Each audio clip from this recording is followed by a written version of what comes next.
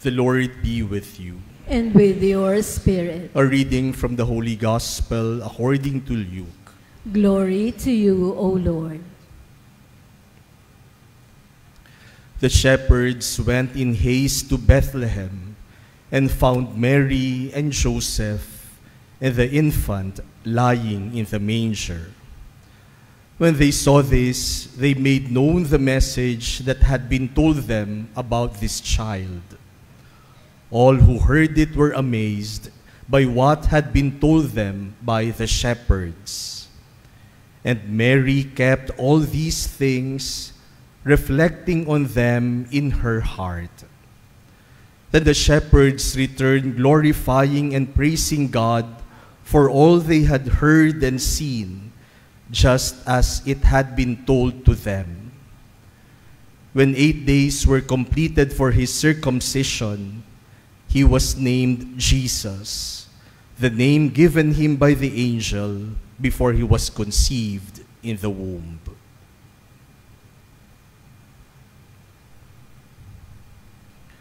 The Gospel of the Lord.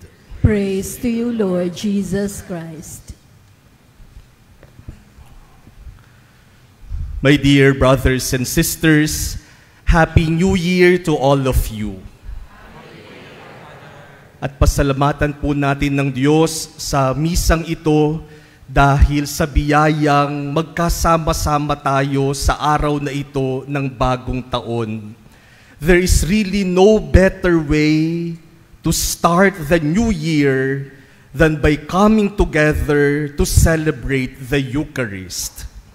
If we want to start the year right, then let us start it with the Lord. And I'm sure last night and today, we have all the same prayers for this new year. Pare-pareho tayo ng ipinapanalangin. We ask the Lord that this year be a happy, a peaceful, and a year that is full of blessings. Hinihingi natin sa Panginoon na sana maraming pagpapala ang dumating sa ating buhay, sa ating pamilya, sa ating bansa, sa buong mundo para sa taong ito. That is the reason why on the first day of the year, the Church gives us Mary. On the first day of the year, we celebrate the solemnity of Mary as the Mother of God, because Mary is blessed among women. If there is one person who can teach us about blessings, it is Mary, because she has received God's greatest blessing. God has given her the greatest gift that God could ever give, and that is Jesus. Kung gusto nating matuto kung paanong tumanggap ng biyaya mula sa Panginoon, tingnan natin si Maria, sapagkat siya'y bukod na pinagpala sa babaing lahat. And St. Paul in our second reading today reminds us that Jesus is God's greatest blessing, not only to Mary, but to all of us. Ipinagkaloob si Jesus sa bawat isa sa atin.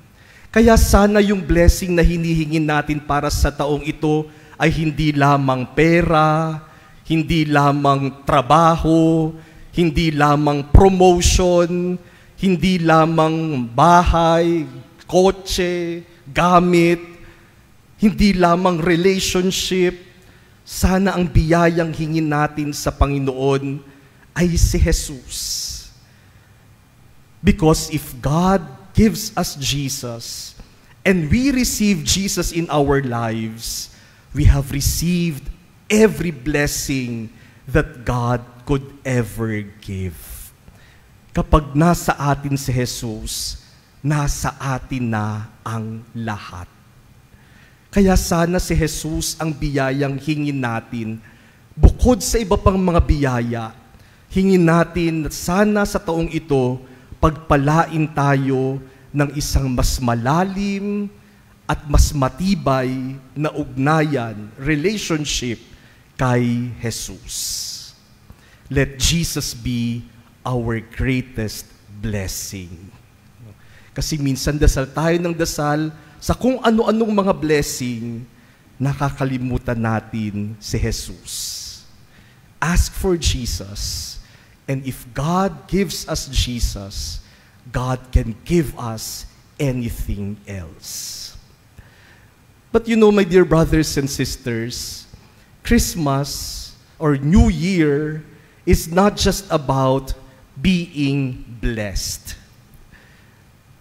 On this first day of the year, let us not just ask that we be blessed. Passive kasi yun eh. To be blessed. Ibig sabihin, recipient tayo ng biyaya.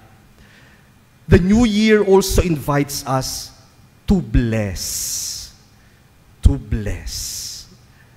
That is why in our first reading today, the Lord, through Moses, instructs the priests on how they should bless the people.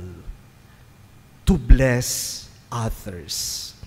In fact, in our gospel today, the shepherds blessed Mary and Joseph when they made known to them the message of the angel about their child. Binalita sa kanila ng mga pastol yung sinabi ng anghel tungkol sa kanilang anak.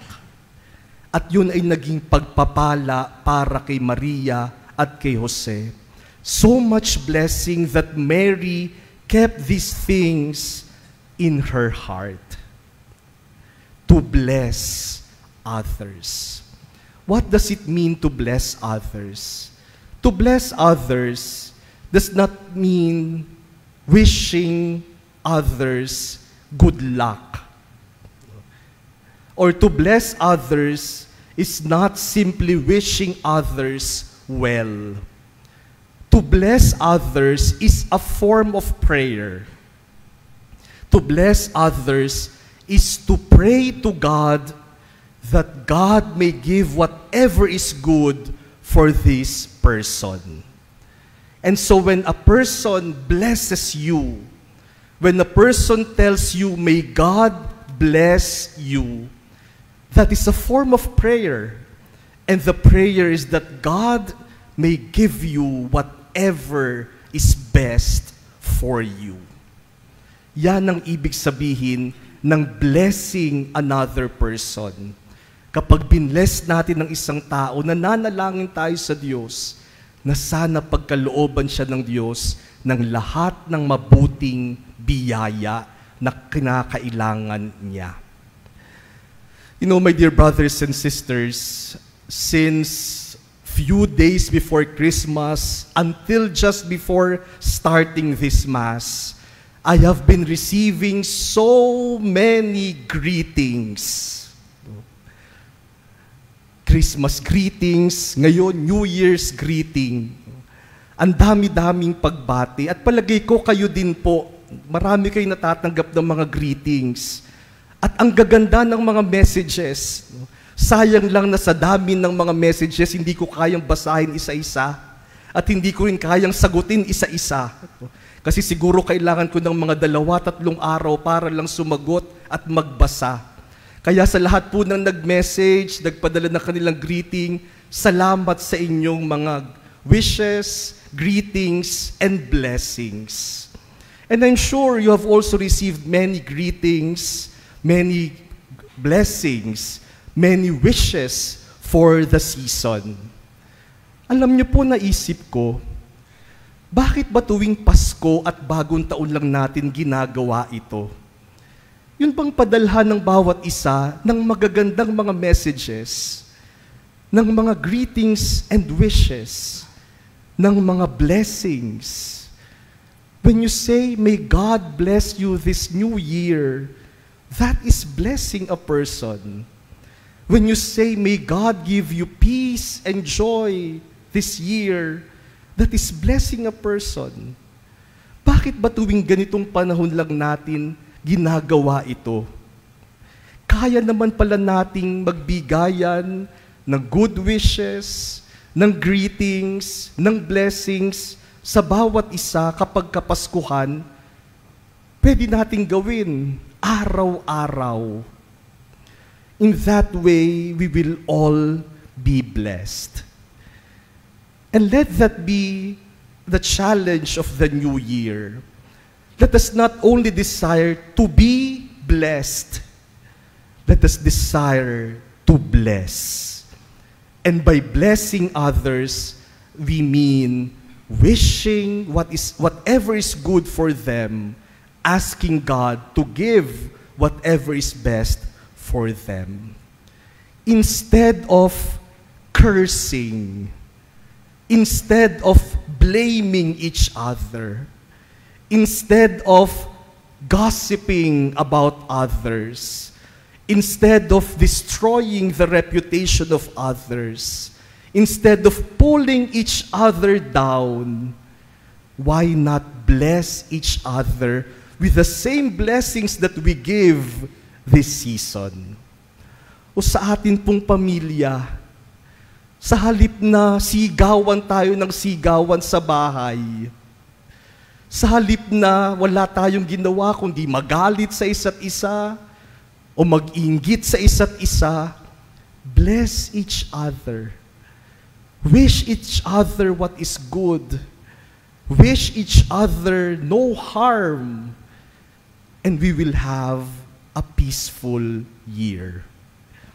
Sa atin pong mga trabaho, sa ating eskwela, sa ating neighborhood, instead of competing with each other, instead of thinking that I am better than the rest, instead of thinking that I should pull them down so that I may be promoted, let us wish each other well. Let us bless each other. Let us pray that God may give what is good for others. To bless each other this new year. Alam niyo po, pag blessing kaming mga pari, ang una ninyong naiisip. Kapag katapos ng misa, kadalasan may mga magpapabless. Alam niyo po, minsan natetempt akong sabihin, natanggap na natin si Jesus sa Eucharist. That is already the blessing that we need. Hindi makapangyarihan yung blessing ko, mas makapangyarihan na tumanggap ng komunyon. That is the greatest blessing. But you ask us for blessings. Pero alam niyo po ako, kahit ako pare, pag aalis ako sa bahay, pag dumalaw ako, nakita ko ang aking mga magulang, bago kami maghiwalay, nagmamano pa rin ako sa kanila. Kahit na lahat ng tao nagmamano sa akin, ako nagmamano pa rin ako sa magulang ko. At kapag nagmano ako, sasabihin nila, God bless you. That is blessing me because I also need to be blessed. Minsan po may isang bata, nung nakita nila ako, sabi, "Uy, si Father." Sabi ng mga magulang doon sa bata, "Oh, bless, bless, bless." Akala siguro nung bata, ako yung pinagbe-bless. Kaya sabi nung bata sa akin, gumanon yung bata. So nag-bless naman ako doon sa bata. Sabi nung bata, "God bless you." And I realized that I needed that blessing even from a small child.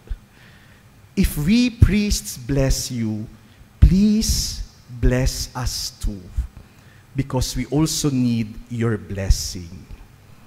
This new year, let us not just ask to be blessed. Let us ask that we be instruments of God's blessings to others. Let us always bless each other. And if we bless each other, we will all be blessed. And this will truly be a blessed year.